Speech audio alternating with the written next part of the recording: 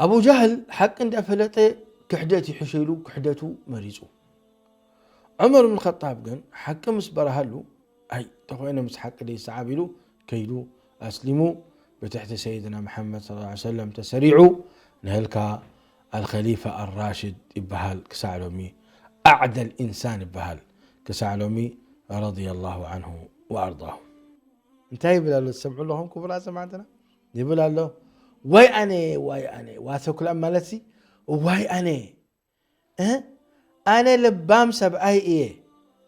وقتمي زقتم بأنقوا عربينيها إيه اتزرباني عرب صبقون حماقون يفلت إيه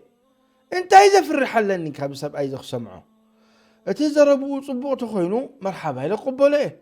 حماق عند حركوينو كغرفة إيه انت إذا في الرحلة لني يبل كم زيلو مس نفسه الزعرب السندو حدي زوتنا نازل له رضي الله عنه وأرضاه. إليك فمكثت حتى انصرف رسول الله صلى الله عليه وسلم إلى بيته. فتتسبيه كساع سيدنا محمد عليه الصلاة والسلام جوز تخيل أبو جوز مسأتوه وحب إليه تفقلوا ليدكم مرحبا إلهم سيدنا محمد يأتوا جزا مسأتوه يبل يا محمد إن قومك قالوا لي كذا وكذا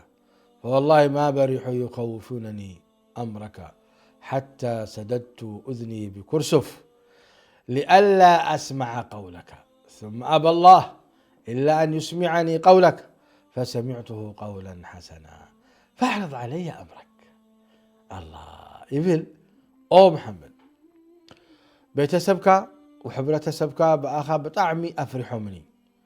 كساع أب إذني طوط زئتو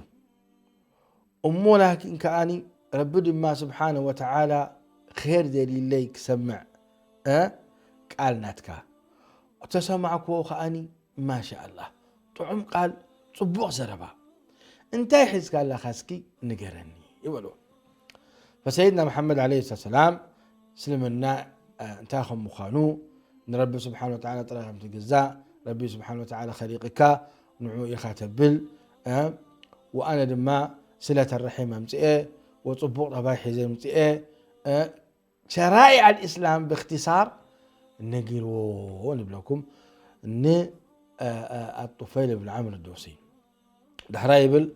فوالله ما سمعت قولا قط أحسن منه ولا أمرا أعدل منه. الله إذا زربا زي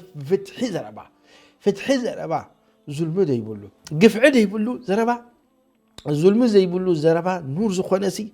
يا سلام كابل سمعي فلتني سبحان الله رب خير دليل دين الطفيل بن عمرو الدوسي شاء أسلمه شهادة الحق لك فشهدت شهادة الحق أشهد أن لا إله إلا الله وأشهد أن محمدا رسول الله.